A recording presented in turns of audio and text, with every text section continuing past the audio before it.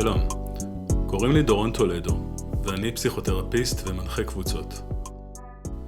במסגרת השנים שאני לומד ומתפתח כמטפל וכאדם, אני מוצא את עצמי ניצב עם רגל אחת במערב, בתיאוריות ובגישות הפסיכולוגיות שצמחו והתפתחו באירופה ובארצות הברית, ורגל שנייה במזרח, בעולמות הפסיכולוגיה הבודהיסטית, המיינדפולנס, הזן והדאו. אחד הסמלים המרכזיים בבודהיזם הוא גלגל החיים הבודהיסטי, או בסנסקריט באווה צ'קרה, ואני רוצה לנסות לעשות לו כאן סוג של תרגום ואדפטציה לעולם הטיפול הפסיכותרפי, כפי שאני פוגש אותו בקליניקה. חשוב לי לציין שאני לא מורה לבודהיזם ולא מציב את עצמי כאן כמומחה לתחום. אני אנסה לשתף כאן במחשבות שלי על הזיקה שבין העולמות האלה, או השפות האלה של הפסיכותרפיה ושל הבודהיזם, כפי שאני מבין אותן וכפי שהן באות לידי ביטוי להבנתי במפגש הטיפולי ובחוויות החיים של האדם המערבי. אני מקווה דרך זה להצליח ולהרחיב במשהו את מבט העין על עולמות הנפש והתודעה ועל ההתמודדות האנושית שלנו בעידן המודרני הנוכחי. אז ברוכים הבאים לפרק הרביעי של מבט בין עולמות, גלגל החיים הבודהיסטי במרחב הטיפול הפסיכותרפי. ובפרק הזה נדבר על ממלכת הרוחות הרעבות.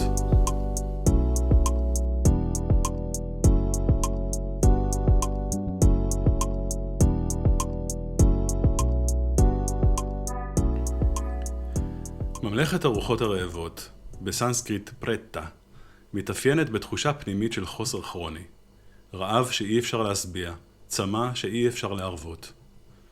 הבודהיזם מדבר על תאווה, על השתוקקות, greed, craving, attachment. תחושה שאף פעם אין מספיק ותמיד צריך עוד, ולא משנה כמה שפע יש, אין תחושת סיפוק. שוכני הממלכה הזאת מתוארים כיצורים דמויי אדם, שקופים ללא גוף, או שהגוף שלהם בנוי מחומר עדין, subtle matter, שמורעבים כל הזמן.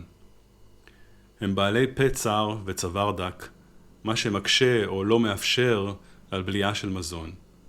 הזרועות שלהם כחושות, והבטן שלהם נפוחה, מסמלת תיאבון בגודל של הר. יש תיאורים בהם בבטן יש חורים, ככה שמזון שנכנס מיד יוצא החוצה ולא נספג. התיאורים האלה באים להמחיש תחושה של השתוקקות אדירה ללא יכולת להתמלא.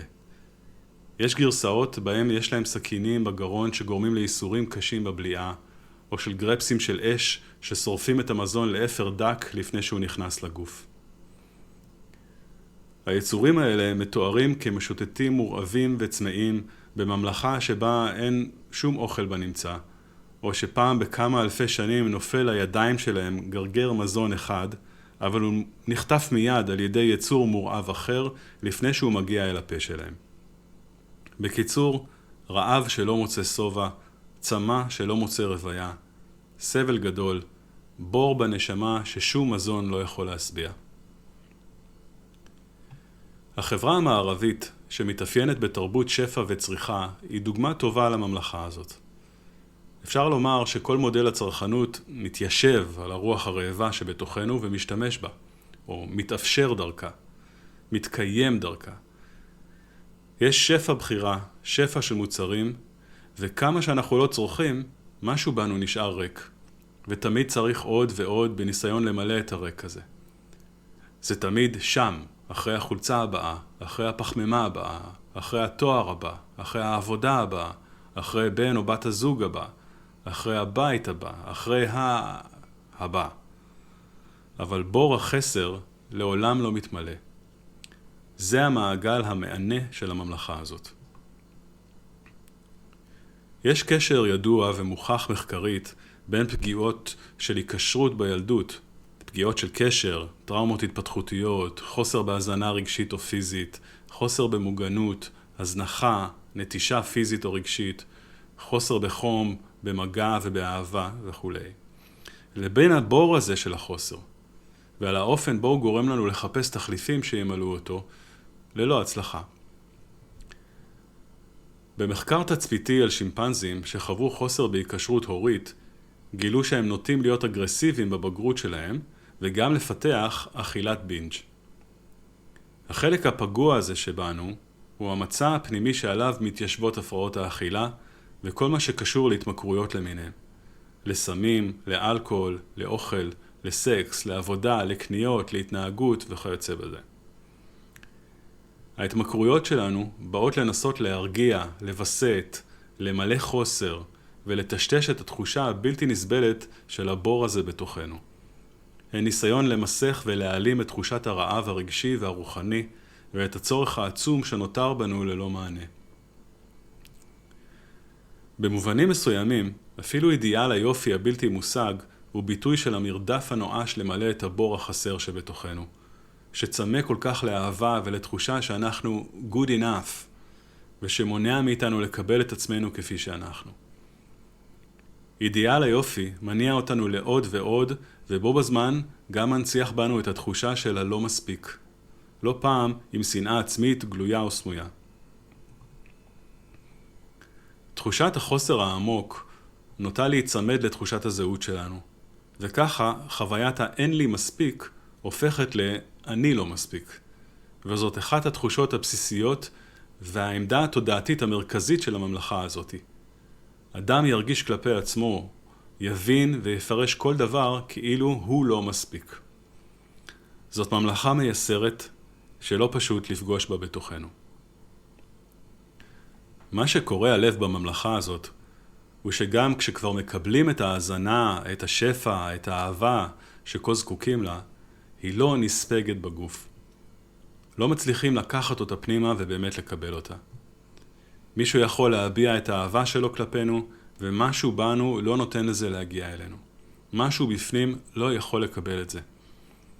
זה למעשה מנגנון הגנה פנימי עמוק שמנסה בדרכו שלו לשמור עלינו, אבל גם מענה אותנו על הדרך. זה מנגנון הגנה שבא עם מחיר גבוה. התפקיד שלו הוא למנוע את האפשרות שהפגיעה שהתרחשה בעבר תתרחש שוב. והפגיעה התרחשה כשהיינו חשופים, פתוחים, פגיעים וזקוקים.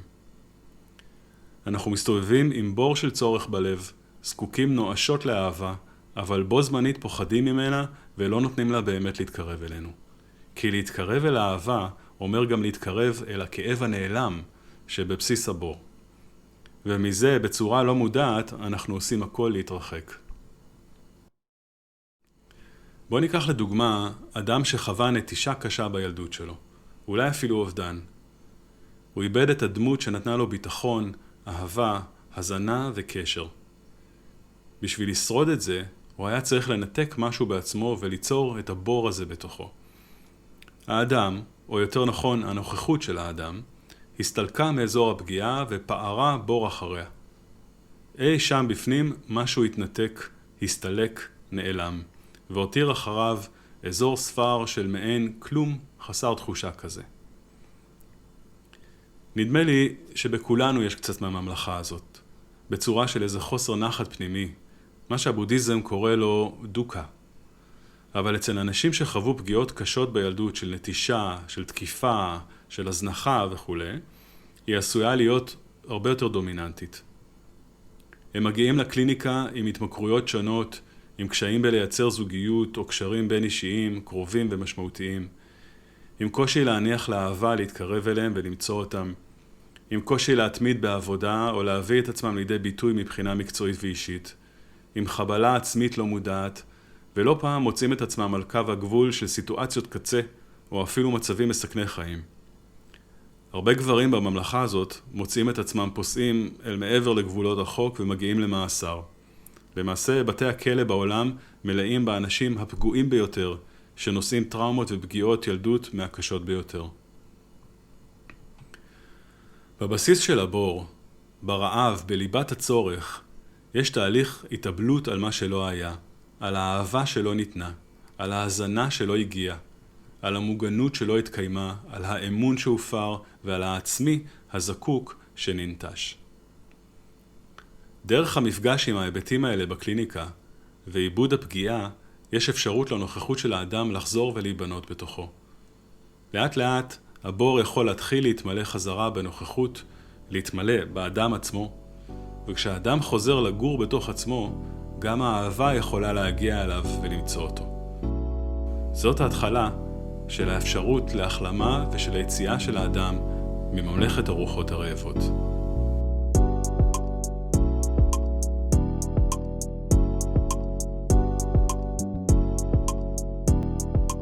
אני נשבעת לך בשתי אמהותיי הזקנות, ובספר של פירדוסי, שהייתי ילדה רעבה.